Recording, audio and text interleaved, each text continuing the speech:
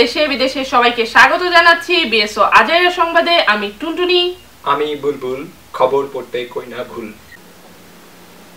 প্রথমেই সংবাদ শিরোনাম। আকাশচুম্বী রিক্সা ভাড়া, অবৈধ আমেরিকানদের বাংলাদেশে প্রবেশ, পচা সাবানের বাণিজ্যিক সাফল্য অর্জন, শুরু হলো হাজবেন্ড ডে কেয়ার সেন্টার, লুঙ্গির বিশ্বজয়, প্রতিক্রিয়া দেশে দেশে, গুণীজনের সম্মাননা পুরস্কার প্রদান অনুষ্ঠান এবং সবশেষ থাকছে খেলার খবর। দিন দিন আকাশচুম্বী হচ্ছে রিক্সা ভাড়া। রিক্সাওয়ালার এই বিশাল স্যালারি আকর্ষণ করছে শত শত আমেরিকানদের। অবৈধ আমেরিকানরা নদী পথে সাঁতার কেটে চলে আসছে বাংলাদেশে। উদ্দেশ্য একটাই, রিক্সা চালানো। ক্যারিয়ারের চূড়ান্ত মাইল ফলক হিসেবে দেখছে তারা রিক্সা চালানোকে। কথা বলে জানা গেল এরকমই কয়েকজনের সাথে তাদের উচ্চাকাঙ্ক্ষার কথা। সুদূর আমেরিকা থেকে দালাল ধরে এজেন্টের মাধ্যমে বাংলাদেশে এসেছেন স্টিভেন। সাথে রয়েছে তার কন্যা সন্তান ও পিতামাতা। সবাইকে নিয়েই পালিয়ে এসেছেন বাংলাদেশে। উদ্দেশ্য একটাই, রিক্সা চালানো। রিক্সা চালিয়ে যা ইনকাম করেন তাতে তার চলে যায় খুব ভালোভাবেই।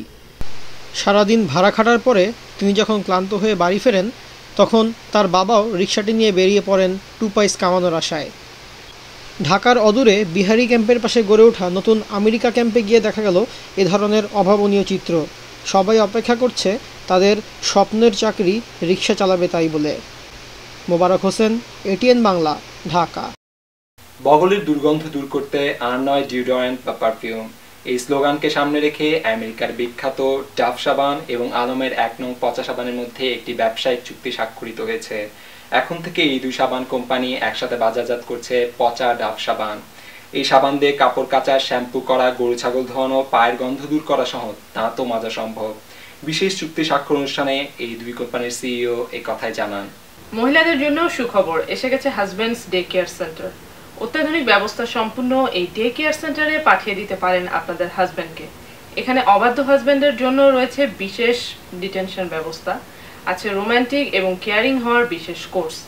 প্রথম সমাবর্তন শেষে গ্র্যাজুয়েটরা এবং আনন্দিত ওয়াইফরা জানালেন এ কথাই। আমাদের বিশেষ প্রতিনিধি চুন্নি হাহার রিপোর্ট।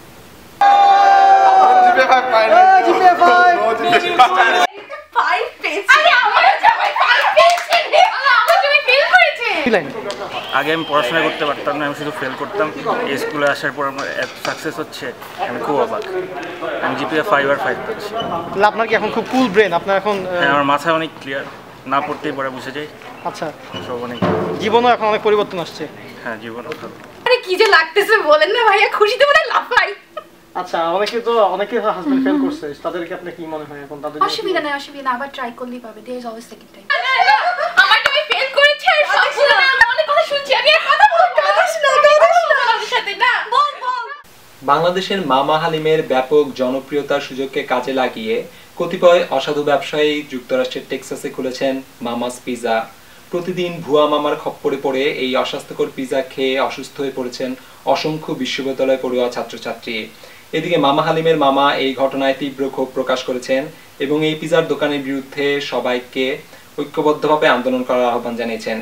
একই সাথে তার পেটেন্ট করা বিখ্যাত মামা হালিমের সুনাম নষ্ট করার জন্য তিনি আইনের আশ্রয় নেবেন বলে জানিয়েছেন। এই বিষয়ে এখন দেখবেন আমাদের প্রতিনিধি জয় ধামনের রিপোর্ট। মামা হালিম দেখলেই জিভে আসে জল। এই হালিম খেলে করতে হয় না যত্রতত্র ত্যাগ মল। আর তাই মামা হালিমের এই ব্যাপক জনপ্রিয়তা সমগ্র দেশে দেশে। আর এই জনপ্রিয়তায় ঈর্ষান্বিত হয়ে টেক্সাসে ভাওতাবাজ মামা খুলল মামাস পিৎজা এবং তিনি নিজেকে পরিচয় দিচ্ছেন আসল মামা হিসাবে। আর তাই তাকে হাত নাতে কানে ধরে আমরা নিয়ে এসেছি জনগণের সামনে। দেখুন আমাদের আসল মামার প্রতিক্রিয়া। মামা হালিম, আমি হইলাম আসল মামা হালিম। যারা আমার হালিমের ব্যবসা করে তাদের উপর আল্লাহর গজব পড়ব। থামুন, এটিএন বাংলা, ঢাকা। সম্প্রতি শিল্প সাহিত্য, গান ও চলচ্চিত্র সহ বিভিন্ন ক্ষেত্রে পুরস্কার দিয়েছে বাংলাদেশ সরকার।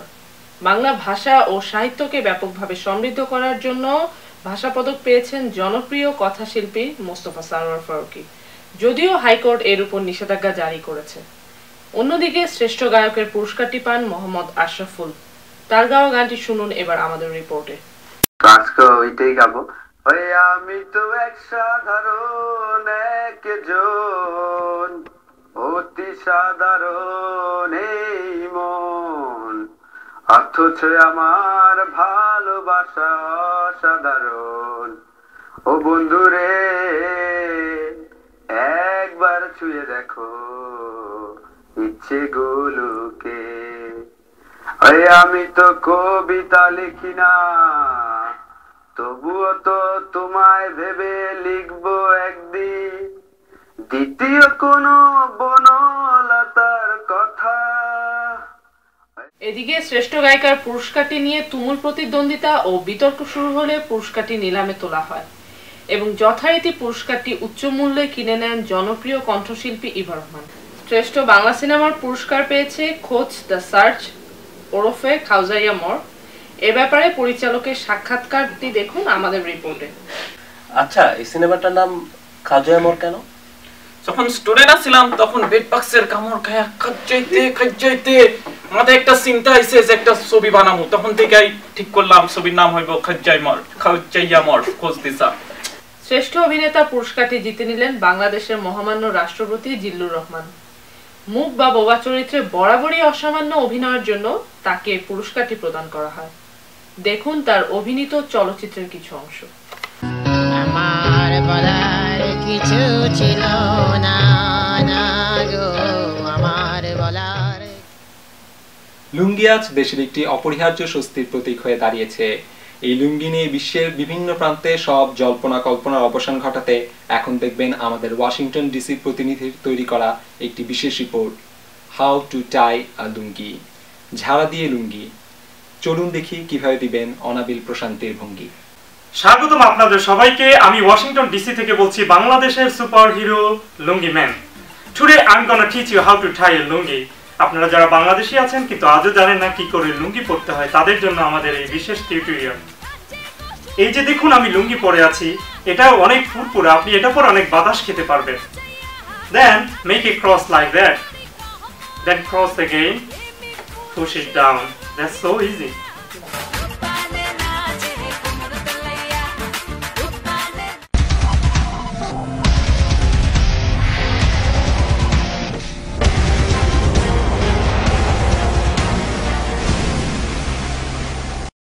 দেশের মধ্যে আজ অত্যন্ত সংবেদনশীল আবহাওয়া বিরাজ করবে।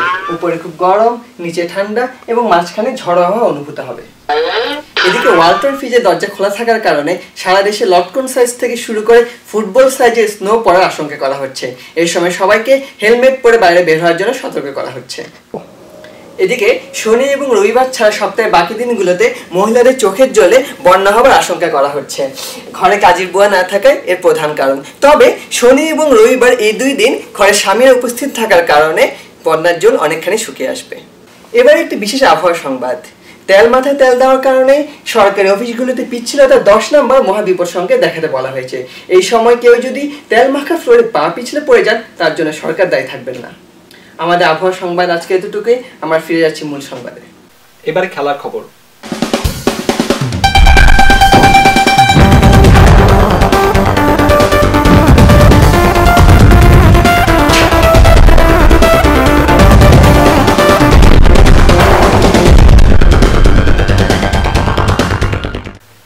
এবছর অলিম্পিকে নতুন একটি ক্রীড়া প্রতিযোগিতা অন্তর্ভুক্ত হয়েছে।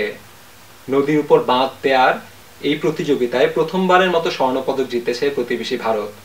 এই বিজয়ে ভারতকে অভিনন্দন জানিয়েছেন বাংলাদেশ সরকার। খবর শেষ হলো, খোদা হাফেজ।